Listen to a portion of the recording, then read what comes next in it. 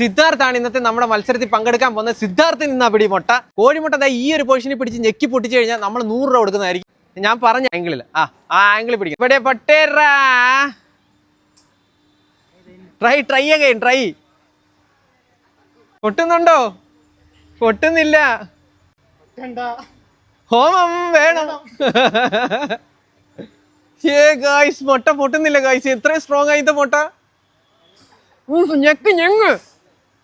ഞെങ്ങട്ട്